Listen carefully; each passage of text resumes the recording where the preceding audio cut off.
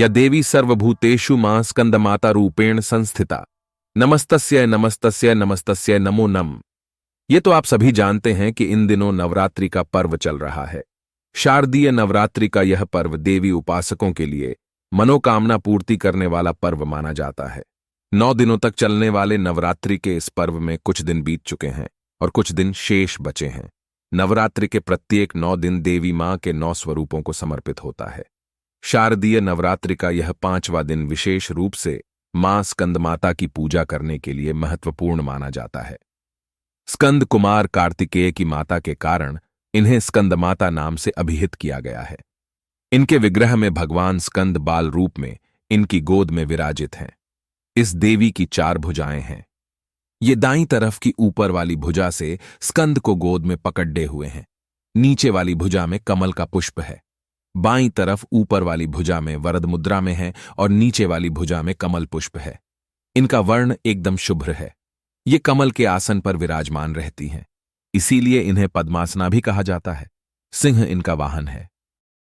व्रत कथा सनातन शास्त्रों में निहित है कि चिरकाल में तारकासुर नामक एक राक्षस था।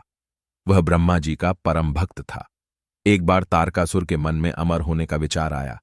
उस समय तारकासुर ने ब्रह्मा जी की कठिन तपस्या करने की ठानी। कालांतर में तारकासुर ने ब्रह्मा जी की कठिन तपस्या की।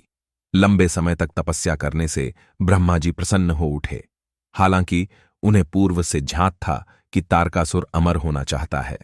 जब तारकासुर तपस्या में लीन था, उस समय ब्रह्मा जी प्रकट होकर तारकासुर से बोले, आंख खोलो तारकासुर, मैं तुम्हारी तपस्या से प्रसन्न हुआ हूं, मांगो, तुम क्या मांगना चाहते हो।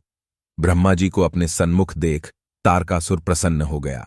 उसने ब्रह्मा जी को प्रणाम किया।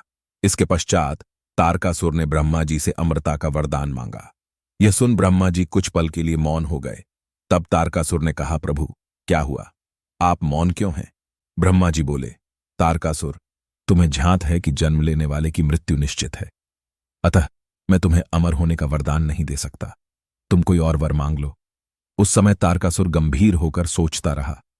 तभी उसके मन में विचार आया कि महादेव तो योगी हैं, सती के वियोग में अब पुनर्विवाह तो नहीं करेंगे।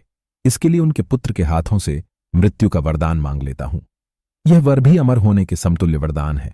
उस समय तारकासुर ने ब्रह्मा जी भगवान शिव के पुत्र हाथों मरने का वरदान मांगा। आसान शब्दों में कहें तो भगवान शिव के पुत्र के अलावा कोई उसका वध न कर सके।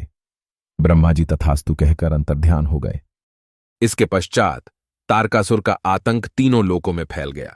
स्वर्ग के सभी देवता चिंतित हो उठे। उस समय सभी देवता ब्रह्मा जी के पास गए और तारकासुर से मुक्ति दिलाने की याचना की।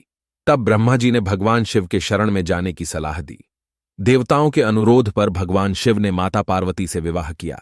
कालांतर में माता पार्वती और भगवान शिव की संतान और देवताओं के सेनापति स्कंद का अवतार हुआ। अतः माता पार्वती को स्कंद माता कहा जाता है। भगवान कार्तिकेय ने तारकासुर का वध किया।